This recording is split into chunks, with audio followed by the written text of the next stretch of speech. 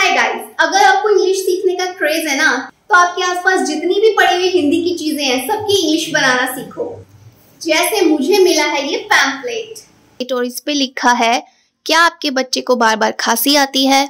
तो अगर आप लोग ध्यान दो, यहाँ पे एंड में लग रहा है ती है, दैट मीन्स ये कौन सा टेंस हुआ हमारा? Present simple. तो ये किस तरह बनेगा? Does your child cough frequently? Frequently का मीनिंग है बार बार, लगातार। तो यहाँ पे कॉन्टिन्यूसली भी हम बोल सकते हैं, but I use some special words.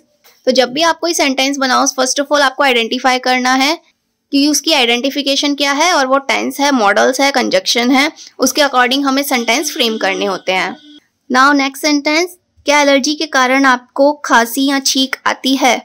Now again notified, ये भी हमारा सिंपल प्रेजेंट है बट इंटेरोगेटिव है। तो इसे कैसे बनाएंगे? Do you have problem of cough and sneezing because of the allergies? ये थोड़ा लेंदी बन गया। तो हिंदी में चाहे कितना भी शॉर्ट में लिखा हो, बट इंग्लिश में हमें प्रॉपर सेंस के साथ बोलना होता है। Now come to the next, क्या आपको सांस फूलने की शिकायत है? ये भी हमारा सिंपल प्रेजेंट है। So do you have problem of breathing? Come to the next, क्या आप धूम्रपान करते हैं? ये भी सिंपल प्रेजेंट है। Do you smoke?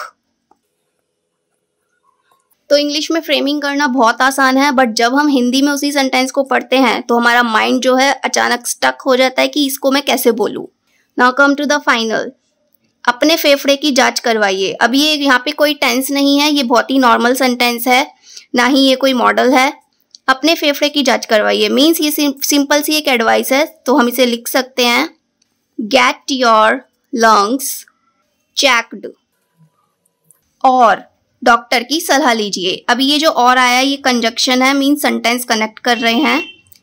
And consult with a doctor, और मैं ये भी लिख सकती थी, and take advice from the doctor.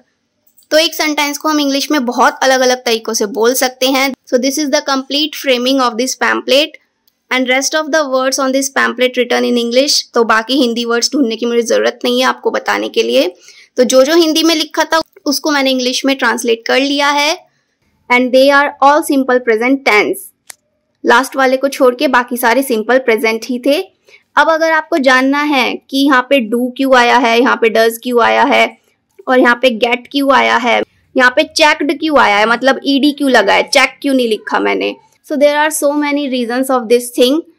तो ये सारी चीजें जानने के लिए आपको ज्वाइन करना पड़ेगा मेरा ऑनलाइन स्पोकन कोर्स, जिसका लिंक आपको मिल जाएगा डिस्क्रिप्शन में। तो इस तरह के सेंटेंस अगर कोई भी पर्सन फर्स्ट टाइम पढ़ेगा तो डेफिनेटली वो कंफ्यूज हो जाएगा, क्योंकि उस पर्सन के पास वोकैब्स की शॉर्ट नॉलेज होती है। तो मैं तो कोई पैम्पलेट वेस्ट नहीं करती, क्योंकि मुझे पता है किसी ने अपना पैसा इन्वेस्ट किया है इस पे, और लोग इसे ऐसे ही फेंक देते हैं। So I utilize this thing for me, and I notice each thing written on this pamphlet in Hindi words. So there are so many ways to improve your English. You only need to look around you. कहने का meaning है, आपके आसपास हिंदी में जो कुछ भी हो रहा है उसे नोटिस करो और उसे इंग्लिश में बनाने का ट्राई करो। फिर चाहे वो कोई सब्जी वाला, ठेले वाला, कबाड़ी वाला ही आवाज क्यों न लगा रहा हो।